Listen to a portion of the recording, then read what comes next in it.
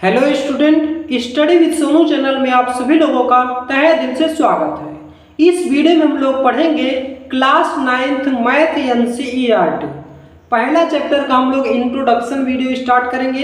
Real number यानी कि वास्तविक संख्याएं।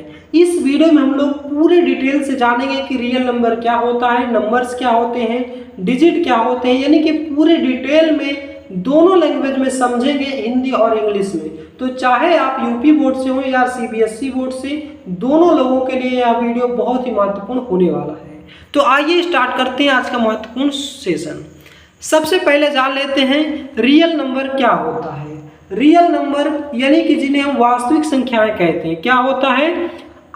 Real number are all those numbers which can be represented on the number line.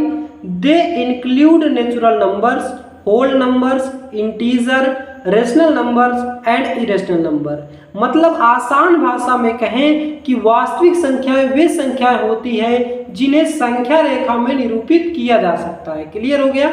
मतलब ऐसी संख्या जिसे संख्या रेखा पर निरूपित किया जा सकता है उसे हम वास्तविक संख्याएं कहते हैं। इनमें प्राकृतिक संख्याएं, पूर्ण संख्याएं, पूर्णांक संख्याएं और परिमेय संख्याएं तथा अपरिमेय संख्याएं भी शामिल होती हैं। क्लियर हो गया? आपको एक एक पॉइंट क्लियर होना चाहिए कि ऐसे नंबर जिन्हें हम नंबर लाइन पर रिप्रेजेंट कर सकते हैं उन्हें हम रियल नंबर यानी कि वास्तविक संख्याएं कहते हैं। एग्जाम्पल जैसे कि -4, 0, 1, 1/2, -3/5, √2, ये सभी के सभी क्या है? रियल नंबर है। क्लियर हो गया? तो इसको आप याद रख सकते हैं या आप ये डेफिनेशन ऐसे भी याद रख सकते हैं कि rational number and irrational number both are called real number. Clear हो गया यहाँ पे? तो रियल नंबर आपको अच्छे से समझ में आ गया। अब हम बढ़ते हैं इमेजिनरी नंबर यानी कि काल्पनिक संख्याएं क्या होती है। इमेजिनरी नंबर जान लेते हैं क्या होता है। काल्पनिक संख्याएं, imaginary number are those numbers which are expressed in the form of VI represented where V is a real number and I is equal to क्या हो जाएगा? रूट में -1। ये आपको याद रखना है। I is equal to क्या हो जाएगा? रूट में -1। क्लियर हो गया? I को हम क्या बोलते हैं? आयोटा बोलते हैं। ये आपके क्लास 10th में नहीं है लेकिन आपको बेसिक इंफॉर्मेशन के लिए इसको पढ़ना जरूरी है। काल्पनिक संख्याएं वे संख्याएं होती है जिन्हें भी I के रूप में लिखा जाता है जहां भी एक वास्तविक संख्या है और I इक्वल टू क्या हो जाएगा? रूट में -1। जैसे कि 2i, 3i और -5i एटसेट्रा। तो ये आपने इमेजिनरी नंबर भी समझ लिया। रियल नंबर, वास्तविक संख्याएं और काल्पनिक संख्याएं। वास्तविक संख्या हमने जाना कि जिसे नंबर लाइन पर रिप्रेजेंट कर सकते हैं उसे रियल नंबर यानी कि वास्तविक संख्याएं। इमेजिनरी नंबर जिसे हम नंबर लाइन पे नहीं रिप्रेजेंट कर सकते। क्लियर हो गया दोनों? अब हम बात करते हैं डिजिट यानी कि अंक क्या होता है। डिजिट यानी कि अंक क्या होता है? तो digit are the symbols use to form a number. There are 10 digit 0, 1, 2, 3, 4, 5, 6, 7, 8, 9। यानी कि ये सभी 10 नंबर्स हमारी क्या कहलाती हैं? डिजिट कहलाती हैं। 0 से लेकर के 9 तक ये सभी हमारी क्या कहलाती हैं?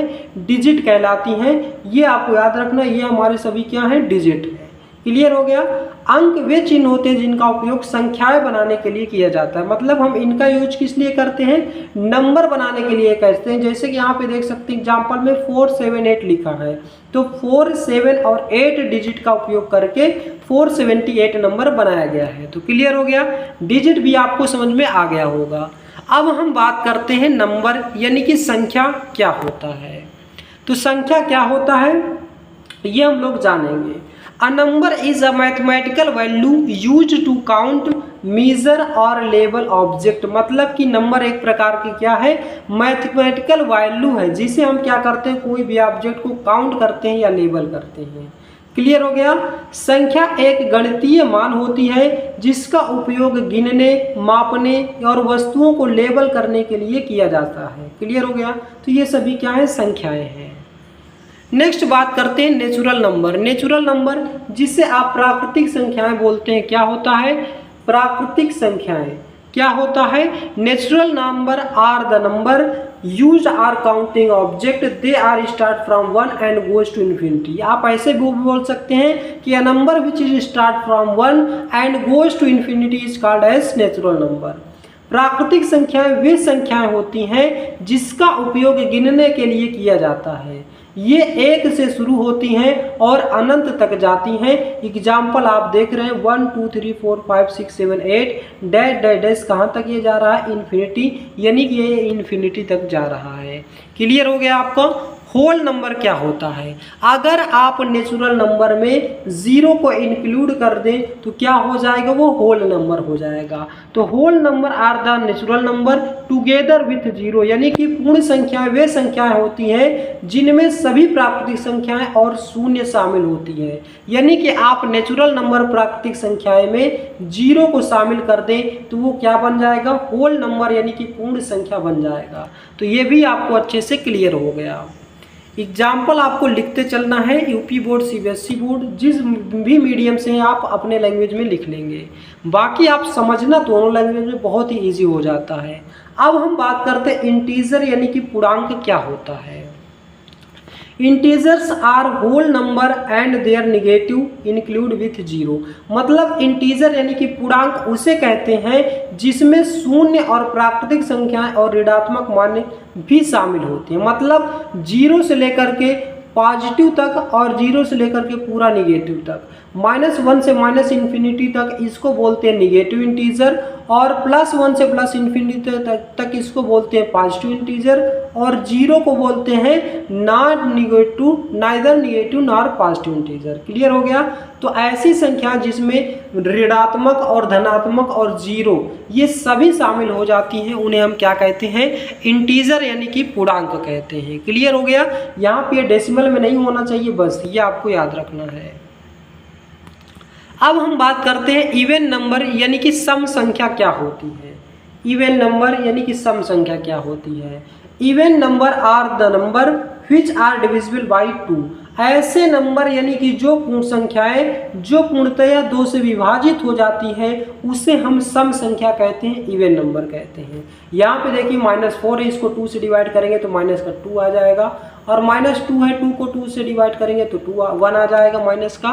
तो इस प्रकार से ऐसे नंबर जिन्हें हम 2 से डिवाइड हो जाए, यानी कि जो नंबर 2 से डिवाइड हो जाए उन्हें हम क्या बोलेंगे? इवन नंबर बोलेंगे, सम संख्या बोलेंगे। तो ये पॉइंट आपको क्लियर हो गया होगा। अब हम बात करते हैं ऑड नंबर। ऑड नंबर यानी कि क्या होता है? विषम संख्याएं क्या होती हैं? ऐसे नंबर जिसे हम 2 से डिविजिबल नहीं होते उससे हम क्या बोलते हैं? इवन ऑड नंबर बोलते हैं। जैसे कि -3 हो गया, या 3 हो गया, 5 हो गया, 7 हो गया, ये सभी क्या है? 2 से डिविजिबल नहीं है, तो हम इन्हें क्या बोलेंगे? ऑड नंबर यानी कि विषम संख्या बोलेंगे। तो विषम संख्याएं वे संख्याएं होती हैं जो 2 से पूर्णतया विभाजित नहीं होती। क्लियर हो गया? तो ये भी पॉइंट आपको क्लियर हो गया। अब हम बात करते हैं प्राइम नंबर। प्राइम नंबर यानी कि अभाज्य संख्या किसे कहते हैं? A prime number is a natural number greater than 1 that has only 2 factors -1 1 and itself. मतलब प्राइम नंबर ऐसे नंबर होते हैं जिनके केवल एक और स्वयं वह संख्या ही फैक्टर होते हैं, यानी कि गुणनखंड होते हैं। क्लियर हो गया? जैसे अभाज्य संख्या वह प्राकृतिक संख्या होती है जो 1 से बड़ी होती है और जिसके केवल 2 गुणनखंड होते हैं, पहला तो 1 और दूसरा वह खुद संख्या। तो क्लियर हो गया? मतलब अभाज्य संख्या किसे कहते हैं? ऐसी संख्या जो 1 से बड़ी होती है और जिसके 2 फैक्टर होते हैं, 2 गुणनखंड होते हैं, एक पहला तो 1 और दूसरा वही संख्या, तो उसे हम क्या बोलते हैं? अभाज्य संख्या बोलते हैं। क्लियर हो गया? यहाँ पे आप देख सकते हैं अभाज्य संख्या है 2, 3, 5, 7, 13, ये सभी क्या है? अभाज्य संख्या है। एक ना तो प्राइम है और ना तो कंपोजिट है, ये तो एक ना तो भाज्य है और ना ही अभाज्य। अब हम बात करते हैं कंपोजिट नंबर, जिसे आप सह प्राइम नंबर भी बोलते हैं या सह अभाज्य संख्या भी बोलते हैं। क्या होता है? 2 numbers are said to be co-prime और relatively prime if their HCF highest common is 1, यानी कि ऐसे दो नंबर जिनका HCF 1 होता है उसे हम क्या कहते हैं, सहभाज्य संख्या कहते हैं, को प्राइम नंबर कहते हैं। क्लियर हो गया। यदि दो संख्याओं का HCF यानी कि महत्तम समापवर्तक जिसे आप मासा बोलते हैं अगर 1 हो जाए तो उसे हम क्या बोलेंगे, को प्राइम संख्या बोलेंगे। देखिए 1 और 2 में कोई कॉमन है नहीं, तो 1 और 2 में क्या HCF कितना आ जाएगा, 1 आ जाएगा। तो इसी प्रकार से 3 और 4 में कोई संख्या कॉमन नहीं, तो इनका HCF कितना आ जाएगा, 1 आ जाएगा। तो ये दोनों नंबर क्या है, को प्राइम यानी कि सहअभाज्य संख्या है। अब हम बात करते हैं कंपोजिट नंबर, जिसे आप सम्मिश्र संख्या या भाज्य संख्या बोलते हैं। तो a composite number is a natural number greater than 1 that has more than 2 factor, मतलब कि सम्मिश्र संख्या वह प्राकृतिक संख्या होती है जो 1 से बड़ी होती है, जिसके 2 या 2 से अधिक भाजक होते हैं। जैसे कि 4 की बात करें, यहाँ पे 6 देखिए, 6 के 1 से भी कट जाएगा, 2 से भी, 3 से भी, 6 से, तो इसके 4 भाजक हो गए, यानी कि सम्मिश्र संख्या है ये। 12 इसी तरह 1 से, 2 से, 3 से, 4 से, 6 से, 12 से, इसके 6 भाजक है, यानी कि 6 नंबर से कट जाएगा, तो इसे हम क्या बोलेंगे, ये सभी क्या है, हमारे कंपोजिट नंबर हो जाएंगे। ध्यान देने वाली बात यह है कि 1 ना तो आपका प्राइम है, ना तो को प्राइम है, या ना ही कंपोजिट है, और 2 एकमात्र सम संख्या है जो क्या है, प्राइम है। तो याद रखना है, एकमात्र सम संख्या जो कि प्राइम है 2। सभी प्राइम संख्याएं सम्मिश्र संख्याएं नहीं होती, यानी कि सभी प्राइम मतलब कि अभाज्य संख्याएं सम्मिश्र संख्या यानी कि कंपोजिट नंबर नहीं होती। अब हम बात करते हैं प्राइम नंबर संख्याएं। 1 से 50 तक पूछा जाए कि कितने प्राइम नंबर होते हैं, तो टोटल 15 प्राइम नंबर होते हैं, ये आप देख सकते हैं। 1 से 100 तक कितनी अभाज्य संख्याएं होती हैं, प्राइम नंबर, यानी कि 25 होती हैं। 1 से लेकर के 200 तक कितनी प्राइम नंबर यानी कि अभाज्य संख्या होती हैं, तो 46 यानी कि 46 होती हैं। तो ये आपको याद रखना है। अगर आपसे कोई पूछ ले डायरेक्ट कि 1 से लेकर के 50 तक में कितनी प्राइम नंबर यानी कि अभाज्य संख्याएं होती, तो क्या बताएंगे, 15 यानी कि 15 होती हैं। तो इस प्रकार से आपको याद रखना है। सबसे छोटी प्राइम नंबर पूछा जाए तो क्या हो जाएगा, 2 हो जाएगा। अब हम बात करते हैं रेशनल नंबर यानी कि परिमेय संख्या किसे कहते हैं। A number which can be written in the form of p by q where p and q both are integer, q is not equal to 0 is called rational number। मतलब कि ऐसी संख्या जिसे p बटे q के रूप में लिखा जा सकता है जहां p और q दोनों पूर्णांक हों और q की वैल्यू 0 ना हो, तो उसे हम क्या बोलते हैं, परिमेय संख्या बोलते हैं। सभी के सभी पूर्णांक क्या होती हैं, परिमेय संख्या होती हैं। सभी के सभी भिन्न क्या होती हैं, परिमेय संख्या होती हैं। और जो टर्मिनेटिंग डेसिमल एक्सपेंशन होता है, जिसे आप शांत दशमलव प्रसार कहते हैं, यानी कि डिवाइड करने पर पूरी तरह से कट जाए, चाहे वो भले दशमलव में जाए, तो उसे हम क्या कहते हैं, टर्म, मतलब वो भी हमारा परिमेय संख्या के अंतर्गत आता है, रेशनल नंबर के अंतर्गत आता है। अगर नॉन टर्मिनेटिंग रिपीटिंग यानी कि कोई नंबर डिवाइड करने पर रिपीट कर रहा है बार बार, तो वो भी हमारा किसके अंतर्गत आ जाएगा, रेशनल नंबर के अंतर्गत आ जाएगा। उसे हम क्या बोलेंगे, परिमेय संख्या बोलेंगे।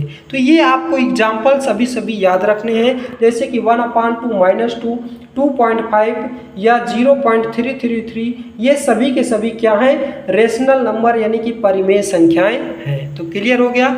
अब हम बात करते हैं इरेशनल नंबर यानी कि अपरिमेय संख्या। A number which cannot be written in the form of p by q where p and q both are integers and q is not equal to 0 is called irrational number।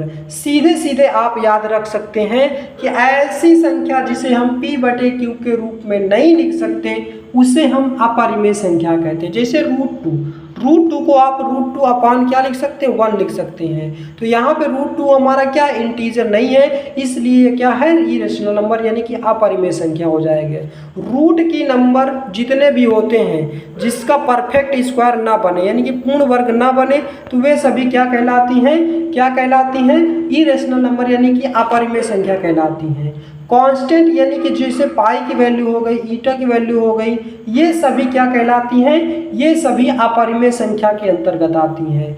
Non terminating non repeating जैसे कि 01 आ जाए, फिर 001 आ जाए, फिर 000 आ जाए, तो इस तरह के जितने भी नंबर्स हो जाते हैं वे सभी अपरिमेय संख्या यानी कि इरेशनल नंबर के अंतर्गत आती हैं।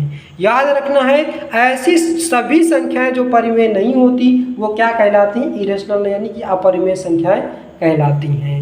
ये पॉइंट आप सभी को याद रखना है।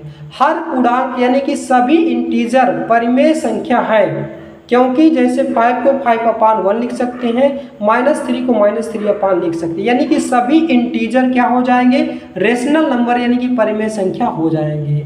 और सभी समाप्त दशमलव जो कि टर्मिनेटिंग है उसे हम क्या कहते हैं? उसे हम परिमेय संख्या के अंतर्गत आते हैं। जैसे √2, √3, पाई, ये सभी क्या हो जाती हैं? Irrational number.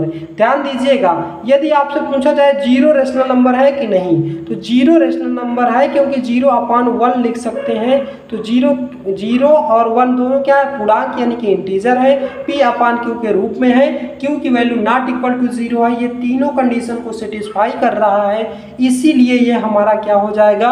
रेशनल नंबर यानी कि परिमेय संख्या हो जाएगा। तो ये पॉइंट्स आपको सभी के सभी क्लियर हो गए। इसी तरह के वीडियो देखने के लिए हमारे चैनल को सब्सक्राइब करें। वीडियो आपको कैसा लगा इसका जवाब आप हमें कमेंट बॉक्स में दें। नेक्स्ट वीडियो से हम लोग क्या करेंगे?